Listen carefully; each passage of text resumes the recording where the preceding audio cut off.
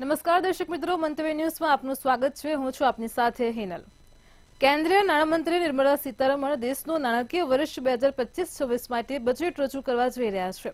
કેન્દ્રીય નાણામંત્રી નિર્મલા સીતારમણ દ્વારા સંસદમાં બજેટ રજૂ કરાશે અને ત્યારે બજેટને લઈને સામાન્ય વ્યક્તિ, ઉદ્યોગપતિઓ દરેકને કંઈક ને કંઈક આશા છે. તો નાણામંત્રી નિર્મલા સીતારમણ મોંઘવારી, રાજકોષીય એકત્રીકરણ અને રોજગાર જેવી સમસ્યાઓનો સામનો કરવા માટે બજેટમાં આર્થિક વિકાસ, સ્થાનિક ઉત્પાદન અને ઉપભોક્તા રાહતને મહત્વ આપે તેવી પણ અપેક્ષા છે. જ્યારે બજેટને લઈને અમદાવાદની જનતાનું શું છે મંતવ્ય, આવો જાણીએ. 1 ફેબ્રુઆરીએ કેન્દ્ર સરકાર બજેટ રજૂ કરવા જઈ રહ્યા છે અને 18મી લોકસભાનું આ પહેલું બજેટ આવતીકાલે નિર્મલા સીતારમણ રજૂ કરશે. ત્યારે અમદાવાદના વેપારીઓ સાથે હું છું અને વેપારીઓને બજેટને લઈને કેટલા પ્રશ્નો હોય છે, કઈ પ્રકારે સરકાર પાસેથી તેમણે બજેટની આશા રાખી રહ્યા છે, તેમના વિશે વાત કરીશું. સર, આવતીકાલે બજેટ રજૂ થવાનું છે. એક વેપારી તરીકે બજેટ કેવું હોવું જોઈએ, કેટલી આશા અપેક્ષા?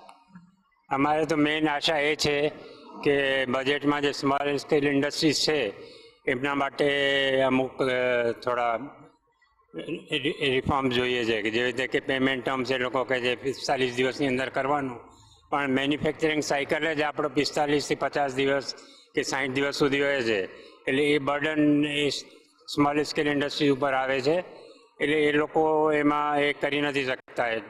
એ કન્સિડરેશન કરવું જોઈએ અને પ્લસ ટેક્સેશન ને બધા બી થોડો ઇમ્પ્રૂવ કરવા જોઈએ.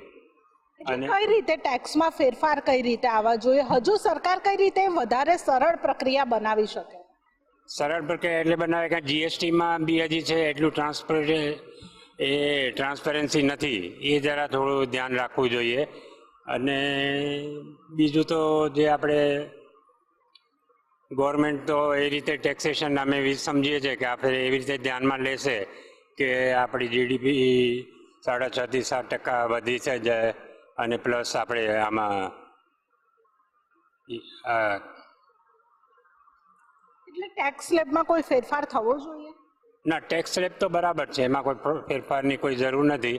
બાકી જે ઇન્ડિવિજ્યુઅલ ટેક્સેશન છે એમાં ફેરફાર થવો જોઈએ કે નાના માણસોને થોડું એડવાન્ટેજ મળે, જરા એ રીતે જોવું જોઈએ. એટલે સરકાર જે ટેક્સ સ્લેબ છે તેમાં મધ્યમ વર્ગના લોકોને ધ્યાનમાં રાખીને ફેરફાર કરે તેવી એક માંગણી થઈ રહી છે. બેન, શું કહેશો? સરકાર તરફથી વેપાર ધંધાને માટે મુદ્રા લોન આપવામાં આવે છે. તમે એક વેપારી છો, મુદ્રા લોનની પ્રક્રિયા કઈ પ્રમાણેની છે અને કેટલી ફાયદાકારક છે? મેડમ, મુદ્રા લોન આપવામાં આવે છે, બજેટ બી અલોકેટ થાય છે, no doubt, that is very transparent કે બજેટ અલોકેટ થાય છે. પણ પછી એની પ્રોસેસની ટ્રાન્સપરન્સી ક્યાં છે? ગવર્મેન્ટ એવી પ્રોસેસ ટ્રાન્સપરન્સી એટલી ઇઝી ટુ ડુ નથી રાખી. અને પ્લસ એ મુદ્રા કેટલાને ડિસ્બર્સ થાય છે, ગવર્મેન્ટ એ સ્ટેટિસ્ટિક નથી આપતી. ગવર્મેન્ટ ખાલી બજેટ આપી દે છે, પણ લાસ્ટ માઇલ જે ચેક કરવાનો હોય કે લાસ્ટ માઇલ એમએસએમઈને કે એસએમઈને એ મુદ્રા લોન પહોંચી કે નહીં, એ ગવર્મેન્ટ ચેક કરશે ને તો ગવર્મેન્ટને ખબર પડશે કે વચ્ચે કેટલા લૂપ હોલ્સ છે. એટલે કઈ પ્રકારે ચેક કરવું જોઈએ, કઈ પ્રકારેની આ આખી પદ્ધતિ કઈ પ્રકારે ચેન્જ લાવવો જોઈએ? કમ્પ્લીટ ટ્રાન્સપરન્સી જોડે કોઈને અપ્લાય કરવી છે તો કમ્પ્લીટ ઓનલાઈન કરી દે ને. હવે તો ટેકનોલોજી ખાસી ડેવલપ્ડ છે. તમે જોશો તો મુદ્રા બી હજી ડિસ્ટ્રીબ્યુટ થઈ ગઈ હોય છે લોન્ચ થતાં પહેલાં. તો એનું એક એ કરી શકે ને કે કમ્પ્લીટ ટ્રાન્સપરન્સી કરી દે, બધા ઓનલાઈન અપ્લાય કરી શકે. નોર્મ્સ જ એટલા ડિફિકલ્ટ રાખી દે છે કે નોર્મલ આજ બિઝનેસ કોણ કરશે? તમે સમજો, જેને પહેલેથી આવડે છે બિઝનેસ નહીં કરે, બિઝનેસ કરે છે એ શીખે છે, શીખીને પછી બિઝનેસ કરે છે, તો તમારે પોર્ટલ બી એટલું યુઝર ફ્રેન્ડલી બનાવવું પડશે ને. જીએસટી પોર્ટલ છે, જોઈ લો તમે, જીએસટી પોર્ટલ એટલું યુઝર ફ્રેન્ડલી છે. GST process itself is so complex, right? કસ્ટમ્સની પ્રોસેસ તમે લેશો તો ગવર્મેન્ટ કહે છે અમે ફેસલેસ કસ્ટમ્સ કરી દીધું છે, but the process is very complex. તમે ચાઇનાને કે કોઈ બીજી લાર્જેસ્ટ ઇકોનોમીને બીટ કરવા માંગો છો તો તમારે બે વસ્તુ બહુ સ્પેસિફિક રાખવી પડશે. One is transparency and second are user friendly processes. આ બે વસ્તુ તમારે બહુ ફોકસ કરીને બહુ ક્લિયર રાખવી પડશે, તો કદાચ નાનામાં નાની એસએમઈ એ પ્રોસેસ એક્ઝિક્યુટ કરશે. ગવર્મેન્ટની જે પ્રોસેસ છે એના માટે આખો કન્સલ્ટન્ટ તમારે એક બેસાડવો પડે તો તમે મુદ્રા લોન સુધી પહોંચી શકો. તમે મુદ્રાનું પોતાનું લોગિન કરીને જોઈ લો, કોઈ નોર્મલ માણસની અન્ડરસ્ટેન્ડિંગની બહાર છે. મુદ્રા છોડી દો, ગવર્મેન્ટ જે એમએસએમઈનો ડેટા કલેક્ટ કરે છે ને, એક સર્વે કરતી હોય છે એક્ઝિબિશન્સ માટે ને એના માટે, એ ડેટા કલેક્શનમાંની તમે ઓનલાઈન પ્રોસેસ જોશો ને તો એ બી એટલી કોમ્પ્લેક્સ છે કે નોર્મલ અકાઉન્ટન્ટને બી ના સમજાય. એ સીએને બેસીને ભરવી પડે specially. So when there is so much of complexity, how can you expect કે નોર્મલ માણસ એને કે નોર્મલ એસએમઈ કે એમએસએમઈ વાળો બેસીને એને ભરીને કરી શકશે? એટલે ઓનલાઈન જે પ્રક્રિયા છે તે સરળ કરવાની એક માંગ થઈ રહી છે. અચ્છા બેન, એક બીજો સવાલ કે વેપારી તરીકે તમને ટેક્સેશન કેવું લાગે છે? ફેરફાર થવું જોઈએ કે આ સ્લેબ બરાબર છે? હા મેડમ, ફેરફાર તો વ્યાપારી તરીકે પૂછી લો, ઇન્ડિવિજ્યુઅલ એમ્પ્લોય તરીકે પૂછી લો, થવો જ જોઈએ. તમને બી ખબર છે કે જીએસટી ઉપર બી જીએસટી લાગે છે, વ્યાજ દર બધી જગ્યાએ એટલા વધેલા છે. ટોટલ પોપ્યુલેશનની 2% પબ્લિક રિટર્ન્સ ફાઇલ કરે છે. આપણે એવું કહી શકીએ 2%માંથી 1% પબ્લિક તો નીલ રિટર્ન ફાઇલ કરે છે. હવે બાકીનો બધો લોડ તમે ખાલી 1% પબ્લિક ઉપર નાખો છો, which is next to impossible કે તમે જીડીપી ઉપર લાવી શકશો. જીડીપી ઉપર લાવવા તમારી પાસે સોલ્યુશન્સ છે. ટ્રાન્ઝેક્શન ટેક્સ નાખો ને, તમે ટ્રાન્ઝેક્શન ટેક્સમાં શિફ્ટ થઈ જાઓ તો તમને કલેક્શન બી સારું મળશે અને ઇન્ડિવિજ્યુઅલ પેલા 1% ઉપર લોડ બી નહીં આવે, રાઈટ? તો there are many ways. Government is well educated, they well resources, એ લોકો એમની રીતે R&D કરીને કરી જ શકે છે. અમારી એક્સપેક્ટેશન તો બંને લેવલ ઉપર, ઇન્ડિવિજ્યુઅલ લેવલ ઉપર પણ અને એમએસએમઈ લેવલ ઉપર એ જ છે કે હા, ગવર્મેન્ટે ટેક્સેશન હજી થોડું રિડક્શન આપવું જોઈએ ને થોડી ફ્લેક્સિબિલિટી. જેમ સરે કીધું, જીએસટી 45માં દિવસે ઉઘરાણી કરી લે છે, પણ એમએસએમઈની સાયકલ જ 90 ડેઝની છે. મારી પ્રોડક્ટ બને છે 90 દિવસે, કસ્ટમરને પહોંચે છે બીજા મહિને અને મારું પેમેન્ટ 6 મહિને આવે. જો મને જ પેમેન્ટ 6 મહિને આવે છે તો 45માં દિવસે તમે કેમની ઉઘરાણી કરો છો મારી પાસેથી, રાઈટ? તો એ એમએસએમઈને કેપિટલ ફંડની બહુ સ્ટ્રગલ પડી જાય છે. તમારે ચાઇનાને બીટ કરવું હશે તો કેપિટલ ફંડિંગ એમએસએમઈ પાસે રહેવા દેવું પડશે, તો એ પ્રોડક્ટ ડેવલપમેન્ટ કરશે, નવી પ્રોડક્ટ લાવશે, કોમ્પિટિશનમાં ઉતરશે. અત્યારે તો એમએસએમઈ જ એટલું બધું કોમ્પ્લેક્સ કરી દીધું છે ગવર્મેન્ટે કે મેન્યુફેક્ચરિંગમાં કોઈ પડવા જ નથી માંગતું, બધા ટ્રેડર જ બનવા માંગે છે. એટલે એમએસએમઈની લોનને લઈને પણ અનેક જે સવાલો છે તે ઊભા થઈ રહ્યા છે. તમે શું કહેશો? આવતીકાલે બજેટ રજૂ થવાનું છે, બજેટને લઈને કેટલી આશા અપેક્ષા કેટલી છે? બજેટ તમારા હિસાબે કેવું હોવું જોઈએ? ફેરફાર થવા જોઈએ? હું તો હજુ એક નવો ટેક્સ પેયર છું, એટલે મને હજુ ખબર નથી કે બજેટથી શું એક્સપેક્ટ કરવું. ઇનફેક્ટ આ મારું પહેલું બજેટ રહેશે, પણ આશા એવી છે ગવર્મેન્ટથી કે આ નવું બજેટ જે પણ આવે એ મારા જેવા અનેક યુથ એન્ટરપ્રેન્યોર્સ માટે લાભદાયક રહે. એટલે ટેક્સ સ્લેબમાં કોઈ ફેરફાર થવો જોઈએ તમારા હિસાબે? અત્યારે હાલ મેં તમને વાત કરી કે મને હજુ બહુ આઈડિયા નથી આ લાઈનમાં. હું હજી એક નવો ટેક્સ પેયર છું, બટ ડેફિનેટલી જો એક્સપિરિયન્સથી મને કંઈ બી જાણવું થશે તો હું તમને જરૂર જણાવીશ. એટલે નવા ટેક્સ પેયર પણ સરકાર પાસેથી એ આશા રાખી રહ્યા છે કે બજેટ પબ્લિકને ફાયદો કરે તે પ્રમાણેનું હોવું જોઈએ. તમે શું કહેશો? બજેટ તમારા હિસાબે કેવું હોવું જોઈએ? આ બજેટથી કેટલો ફાયદો ઇન્ડસ્ટ્રીને થઈ રહ્યો છે? બજેટ તો દર વખતે પબ્લિકના હિતથી જ થતું હોય છે અને દર વખતે એના પ્રમાણે જ થાય, પણ દેશની પ્રગતિ પણ એટલી જ જરૂરી હોય છે. એટલે દેશની પ્રગતિને ધ્યાનમાં લઈ અને સરકાર જે કાર્ય કરતી હોય એ આપણે એને માન્ય જ છે, પણ તે છતાં એવી આશા રાખીએ કે જેટલો બને એટલો ટેક્સ બેનિફિટ થાય અને લોનની અંદર જેટલું બને એટલું વ્યાજ દરમાં આપણને રાહત મળે. એટલે ટેક્સમાં ફેરફાર થવો જોઈએ અને લોનના વ્યાજ દરમાં પણ ક્યાંક ફેરફાર થવો જોઈએ. તમે શું કહેશો? ટેક્સ સ્લેબ અત્યારે જે છે એ બરાબર છે કે ફેરફાર થવો જોઈએ? એક ઇન્ડસ્ટ્રીયલ તરીકે તમારે અત્યારનું બજેટ અને આવતીકાલનું બજેટ આવશે, એમાં ફરક કેટલો પડવો જોઈએ? टैक्स ब्रैकेट तो अभी जो है वो government is very smart to take care of that, but from point of business perspective, जो बिजनेस पर्सपेक्टिव है कि गवर्नमेंट को लोकल जो है गुजरात के अंदर नए प्रोजेक्ट्स लाने चाहिए या नया इंफ्रास्ट्रक्चर प्रोजेक्ट, अगर नया प्रोजेक्ट्स आएंगे तो ही काम मिलेगा. तो जितने बड़े बड़े प्रोजेक्ट्स हम इंडिया में लाएंगे, अभी जैसे मेक इन इंडिया कंसेप्ट चालू किया, आत्मनिर्भर इंडिया, अगर वो ज़्यादा बेनिफिट है अभी वो बेटर रहेगा. अगर हम बाहर से लाएंगे मटेरियल तो कोई मतलब नहीं. The real actual make in India has to happen in India, क्योंकि अगर अभी खाली बोलने से कुछ नहीं होगा कि हम मेक इन इंडिया करें. आप देखेंगे तो आधा से ज़्यादा प्रोडक्ट बाहर से ही आ रहा है, चाइना से आ रहा है या automatic. If you want real make in India, so you have to make it implement in India. मेरा वो એટલે આ તમામ લોકોનું માનવું એ છે કે સરકાર જે બજેટ રજૂ કરવાની છે તે લોકોના હિતમાં રાખીને બજેટ છે તે રજૂ કરવામાં આવે, સાથે સાથે જે ટેક્સ લેવામાં આવે છે તે ટેક્સમાં પણ ક્યાંક મહદઅંશે સરકાર લોકોનો ફાયદો રાખીને જે ફેરફાર થઈ શકે તો ફેરફાર કરી શકે. સાથે સાથે મેક ઇન ઇન્ડિયાની જે વાત કરવામાં આવે છે તેમાં ઇન્ફ્રાસ્ટ્રક્ચર ઇન્ડિયામાંથી જ પ્રોવાઈડ કરવામાં આવે તો વધારે સારું છે, કારણ કે હજુ પણ બહારથી ઘણા એવી પ્રોડક્ટ છે કે જે બહાર વિદેશથી અહીંયા ઇન્ડિયામાં લાવવી પડતી હોય છે. સાથે મુદ્રા લોનમાં પણ જે સરકાર છે તે પ્રક્રિયા સરળ બનાવે, એટલે કે વેપારીઓને સરકાર અને લોકોના હિતમાં જે બજેટ છે તે રજૂ થાય તેવી અમદાવાદના વેપારીઓ માંગ કરી રહ્યા છે કે તમામને જે આ બજેટ છે તે લાભદાયી થાય તે પ્રકારેનું બજેટ સરકારે રજૂ કરવું જોઈએ. દર્શક મિત્રો, આગળ બજેટને લઈને ભાવનગરની જનતાનું શું છે મંતવ્ય, આવો જાણીએ. કેન્દ્ર સરકાર દ્વારા 2025-26નું બજેટ છે તે રજૂ કરવા માટેની તૈયારીઓ હાથ ધરી છે, પરંતુ ક્યાંક ને ક્યાંક બજેટ ઉપર દેશની ગરીબ જનતાથી લઈને અમીર એટલે કે ઉદ્યોગપતિઓની નજર રહેતી હોય છે. ત્યારે આપણી સાથે ભાવનગરના ડાયમંડ એસોસિએશન, ખેડૂતો અને વેપારીઓ તેમજ આમ જનતા પણ જોડાયેલી છે. તેમની સાથે વાત કરશું કે તેઓનું શું માંગ છે બજેટની અંદર, ખાસ કરીને તે શું અપેક્ષા રાખે છે. શું અપેક્ષા છે? બજેટ આવે છે, મોંઘવારીને લઈને કે તમારા ટેક્સને લઈને તમે શું ગણતરી આ વખતે માંગી છે સરકાર પાસે? સરકાર પાસે અપેક્ષા છે કે જે ભાવનગર જિલ્લો છે ડાયમંડ ઉપર નપતો જિલ્લો છે. હવે હીરાની અંદર પુષ્કળ મંદી ચાલી રહી છે. 2-1 વર્ષથી આ ઘણી બધી તકલીફો હાલે છે. એમાં લેબગ્રોન ડાયમંડ જે આવ્યો છે, લેબગ્રોન ડાયમંડથી પણ વધારે તકલીફો છે. આ લેબ્રોન ડાયમંડથી કેવી તકલીફો થાય છે અને હીરા ઉદ્યોગ શું માંગે છે? આ જે બજાર છે તેને આપ કરવા માટે સરકારે શું કરવું જોઈએ બજેટમાં? હીરાનો ધંધો ઇન્ટરનેશનલ માર્કેટ સાથે સંકળાયેલો ધંધો છે. યુદ્ધની અસર અને આ સીવીડી અને લેબ્રોન ડાયમંડની અસર ધંધા ઉપર જોવા મળી છે. પણ બજેટની વાત કરીએ તો બજેટમાં મેઇન મુદ્દા ડાયમંડ એસોસિએશન દ્વારા 2 મુદ્દાની રજૂઆત કરવામાં આવી છે, જે 4-5 મહિના પહેલા લેખિતમાં રજૂઆત કરવામાં આવી છે. ભાવનગર હીરાનું 2જા નંબરનું ઇન્ડિયાનું માર્કેટ છે. ભાવનગરમાં ત્યાં કનેક્ટિવિટીનો પ્રશ્ન એક મેઇન પ્રશ્ન છે, કારણ કે અહીંયા જે રહેતા હોય સુરત પણ એના ધંધા માટે જવાનું હોય, મુંબઈ પણ ધંધા માટે જવાનું હોય. ભાવનગર જિલ્લામાંથી per day 300 luxury bus Surat transportation માટે ઉપડે છે.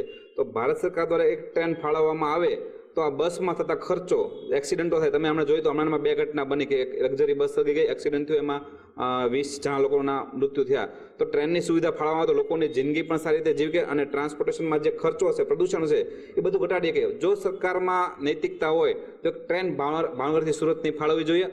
અને એર કનેક્ટિવિટી કે જે ફ્લાઇટની સુવિધા છે ભાવનગરથી મુંબઈ માટે ડેઇલી ફ્લાઇટમાં જે હાવ ધાંધિયા હોય છે કે ક્યારે ફ્લાઇટ રદ થઈ જાય, ક્યારે મોડી થઈ જાય, ક્યારે બંધ થઈ જાય, એ પણ એક રજૂઆત છે. એની માટે પણ સરકારે વિચારવું જોઈએ. જે ચોક્કસ કનેક્ટિવિટીને લઈને પણ હીરા ઉદ્યોગને મોટી અસર છે. તમે શું કહેશો? તમારી ખેડૂત તરીકેની કેવી માંગણી છે? ખેડૂતોને પણ અનેક પ્રશ્નો હોય છે. આ બજેટની અંદર તમે શું ઈચ્છો છો સરકાર પાસે?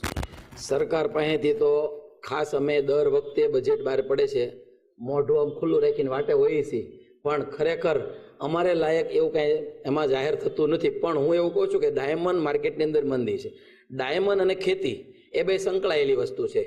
જે ડાયમંડમાંથી થાકે અથવા તો કામ રોજગાર નથી મળતા એટલે ખેતીમાં ગયા, ખેતીમાં જઈને ભાગ્યા રાખીને કપાસ કર્યા, સિંગ કરી કે પછી ડુંગળી બનાવી, પણ એની પડતર કેટલી છે એ સરકાર જોતી નથી. ટેકાના ભાવ બહુ નાના માણસો વિચારીને બાંધી દે છે, પછી ખરીદી યોગ્ય સમયે થતી નથી. એના કારણે પડતર ભાવે એ આપણને વેચાણ થતું નથી. એના કારણે ખૂબ મુશ્કેલી પડે છે. જ્યારે મતદાન હોય, ચૂંટણી આવે ત્યારે એ લોકો આવે છે અમારી પાસે, સંસદ સભ્યો, ધારાસભ્યો કે કોર્પોરેશનમાં, નગરપાલિકાના આવે, પણ અત્યારે એની ચર્ચા થવી પડે બજેટની અંદર કે આજે ખેડૂતોની શું પરિસ્થિતિ છે. હીરામાંથી થાય ક્યાં, ખેતીમાં આવ્યા તો ખેતીમાં બિચારાને રોવાનો વારો છે. મજૂરીને મજૂર ભાગ જે હોય એને એમ પડે પણ નહીં. માનો દાખલે કપાસનો ભાવ અત્યારે 1400-1450 હાલે છે, તો કપાસનો ભાવ કમસે કમ 2500-3000 હોવો જોઈએ. અથવા તો એની ચર્ચા તો થવી પડે ને, કેમ બનશે? તો બહારથી આયાત કરે છે તો એને બંધ કરો, અહીંથી નિકાસ કરો. ખેડૂતોના નાના માણસોને ગામડે જઈને પૂછો કે ખરેખર તમારી શું વ્યથા છે, અને વ્યથા સાંભળી અને એનો યોગ્ય નિર્ણય સત્રની અંદર લે.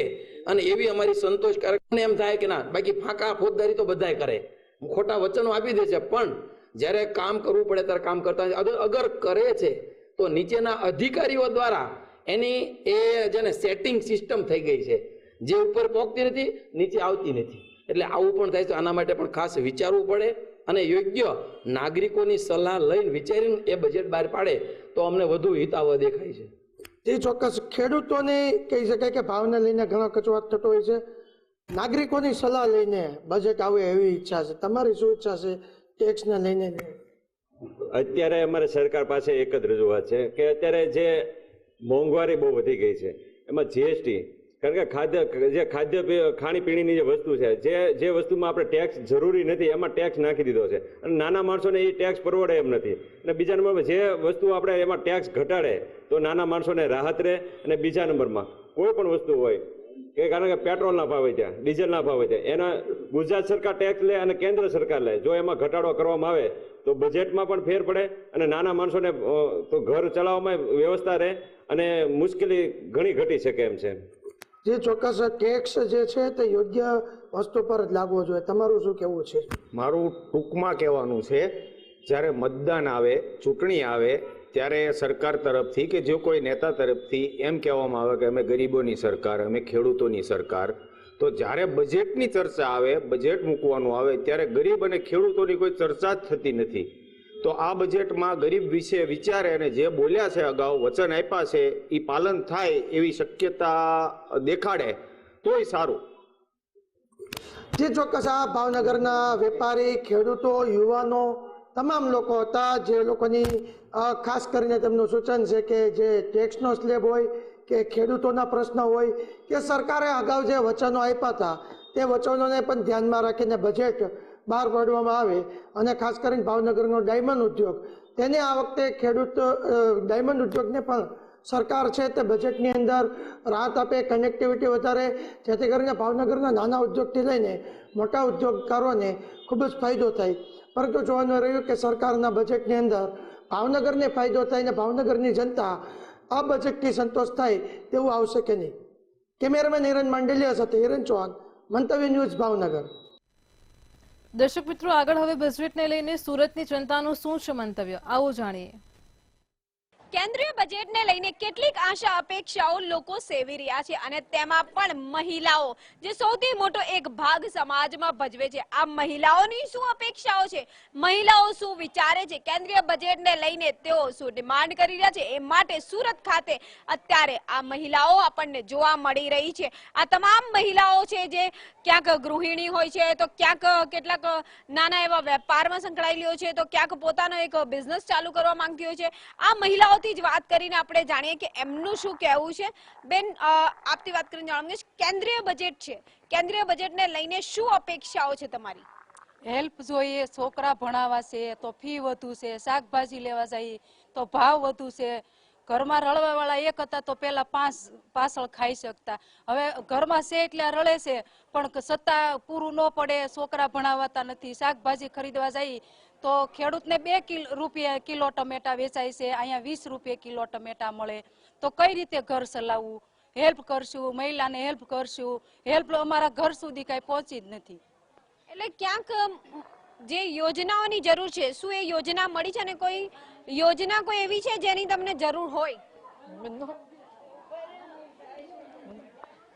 બેન, એવી કોઈ યોજનાની જરૂર ખરી? સરકારથી કોઈ ડિમાન્ડ ખરી તમારી? અમારા સીધી યોજના પહોંચતી જ નથી, સહકાર મોકલે છે. અમારે યોજનાની જરૂર છે, સહાયની જરૂર છે, મોંઘવારી નડે છે અમને.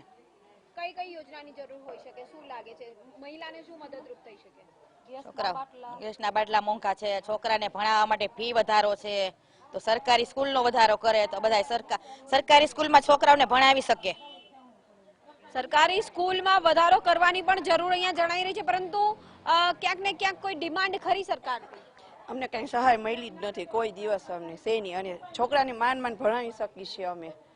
મોંઘવારી બહુ જ અમને નડે છે. અમને આપની શું ડિમાન્ડ છે?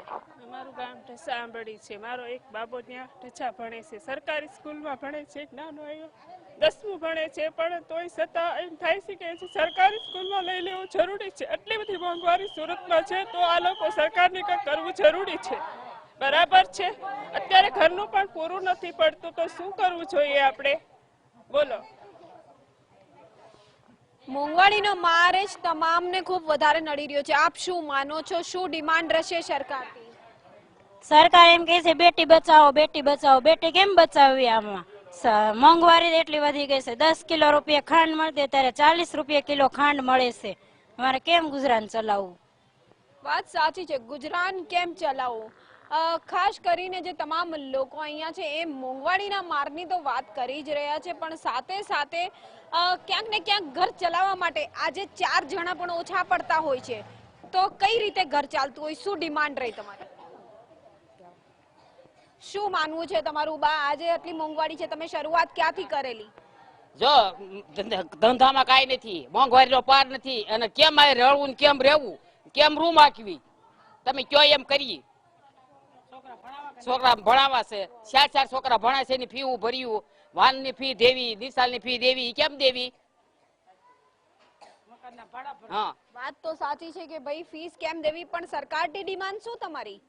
અમારે એમ કેવું છે કે મોંઘવારી થોડીક ઓલી કરો તો અમારે જેવા ઘર કાર્ય કે નકર અમારે જેવા હું ઘર કાર્ય કે છોકરા ભણતા હોય, ભાડે રહેતા હોય, પાણીના બિલ ભરવા, લાઇટ બિલના ભરવા, છોકરાની ફી ભરવી, વાનની ફી ભરવી, કેવી રીતે અમે ભરવું? ઘરનો ખોરાક ખાવા જોઈએ તો કઈ પેટમાં જોઈએ કે ન જોઈએ? ખાધા વગર તો નહીં હાલે, કાયમા વગર નહીં હાલે. ઘરમાં હતા એટલે બધા કામ છે, તોય પૂરું નથી પડતું, તો કેવી રીતે કામવું અમારે? તો ખોરાક આવું એને દેવી પડે ને થોડી ઘણી. સરકારને દર્શાવવું પડે ને કે જો એટલું સરકારને દેવું પડે થોડું ઘણું. કોઈ દી સરકાર કેમ કઈ વસ્તુ નથી દેતા? વાત તો સાચી છે, ક્યાંક ફરિયાદો જે છે એ ઉઠી રહી છે કે ક્યાંક જે રાશન છે એ પણ પૂરું નથી પડતું, મોંઘવારીનો જે માર છે એ પણ લોકો પર પડી રહ્યો છે, અને ક્યાંક ને ક્યાંક જે છે શાકભાજી જે લેવા જાય તો શાકભાજી મોંઘા, મહિલાઓની સુરક્ષાને લઈને અનેક પ્રશ્નો. એટલે આ કેન્દ્રીય બજેટથી લોકો જે છે સરકારથી ખાસ કરીને સહાય અને અનેક યોજનાઓની જે છે ડિમાન્ડ કરી રહી છે કે એ યોજનાઓ એમના સુધી પહોંચાડવામાં આવે અને ક્યાંક ને ક્યાંક મહિલાઓને મદદ મળી શકે. કેમેરામેન શોએબ શેખની સાથે રાબિયા સાલે, મંતવ્ય ન્યૂઝ, સુરત. દર્શક મિત્રો, આગળ બજેટને લઈને જૂનાગઢની જનતાનું શું કહેવું છે, આવો સાંભળીએ. 2025 કેન્દ્રીયનું બજેટ આગામી 1 ફેબ્રુઆરીએ રજૂ થશે, અને જેને લઈ જૂનાગઢના વેપારીઓ આ બજેટને કઈ રીતના જુએ છે, આપણે વેપારીઓ સાથે જ સીધી વાત કરશું. શું કહેશો હિતેશભાઈ, બજેટ છે તે આગામી 1 તારીખના રોજ રજૂ થશે, કઈ રીતના જુઓ છો? આ બજેટમાં શું શું થવું જોઈએ? એટલે ખરેખર બજેટ એટલે ગુજરાતી થાય અંદાજપત્ર. અંદાજપત્ર છે અંદાજ છે, હકીકત પત્ર નથી હોતું. સોનેરી આંકડાઓ રજૂ કરવામાં આવે છે બજેટ દ્વારા, અંદાજપત્રો દ્વારા, કે આમ કરશું, જે કઈ યોજનાઓ આપવામાં આવે તો યોજનાઓ બધી નિરર્થક છે. સૌથી મોટી વાત વેપારીઓની રજૂઆત હંમેશા ગયા વખતે પણ હતી, એની પહેલાથી હતી કે ભાઈ ઇન્કમ ટેક્સની મર્યાદા છે એનો આંકડા ફિગરમાં આવજો, કારણ કે રૂપિયાનું ડિવેલ્યુએશન થયું છે.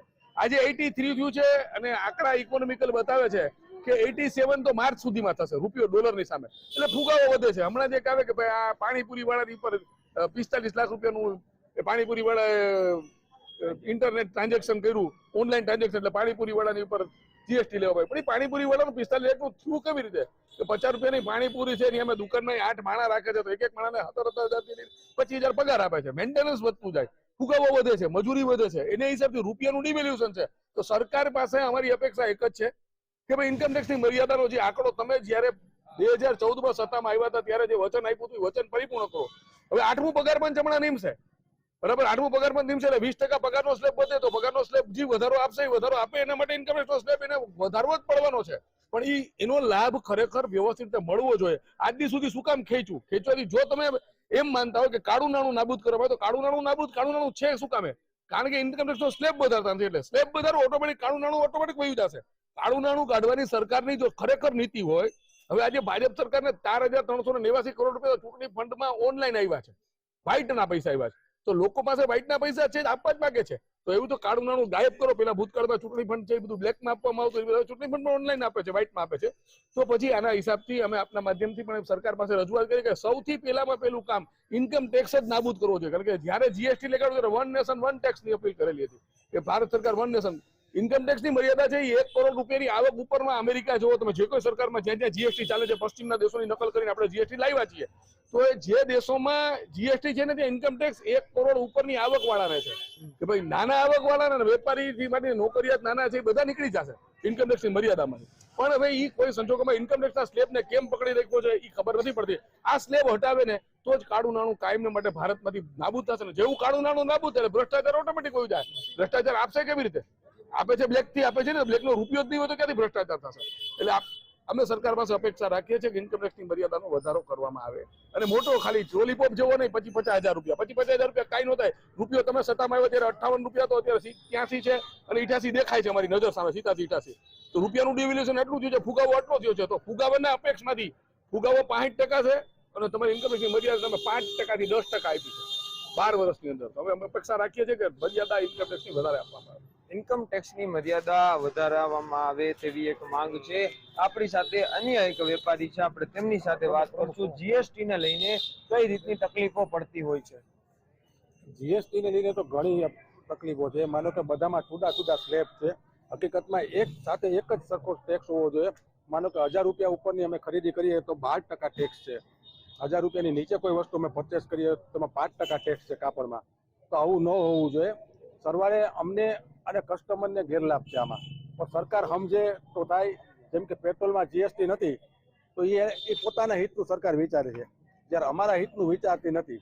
તો અમારે આ રીતે જુદી જુદી રીતે જુદા જુદા સ્લેબમાં ટેક્સ લઈ એના કરતાં એક સરખો ટેક્સ લઈ અને એક સરખો સ્લેબમાં લઈ તો એ વધારે વ્યાજબી છે.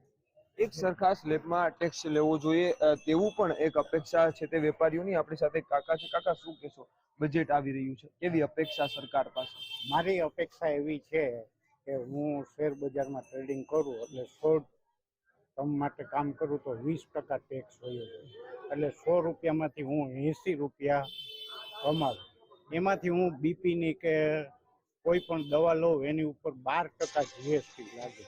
જોકે જીએસટી બજેટમાં નથી.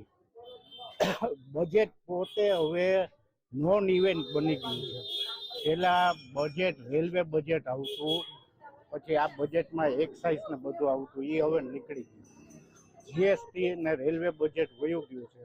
એટલે બજેટ પોતે જ નોન ઇવેન્ટ છે. બજેટ એક નોન ઇવેન્ટ છે તેવું પણ એક વેપારી જે કાકા હતા તેમના દ્વારા કહેવામાં આવ્યું. આપણી સાથે અન્ય એક વેપારી છે, કાપડના વેપારી છે. શું કહેશો, કઈ રીતની તકલીફો છે તે અમુક વસ્તુઓમાં પડતી હોય છે અને આગામી બજેટ આવે છે તેમાં શું થવું જોઈએ, શું અપેક્ષા સરકાર પાસે છે? તો પહેલી વહેલી વસ્તુ તો જંત્રીના ભાવમાં પણ ઘણો વધારો કર્યો. હવે આગામી દિવસોની અંદર પણ જંત્રીમાં વધારો કરવાના છે. તો આના હિસાબે મંદી આવવાની જ છે. અત્યારે લોકોની એક માર્કેટની ક્ષમતા ઓછી થતી જાય છે. લેવાલ છે જે જીએસટીના એના દર એ ટાઈપના કરી નાખ્યા છે. દૂધમાં છે, દહીંમાં છે, તમામની અંદર ટેક્સ ચાલી દીધા છે. એના હિસાબે મંદી છે.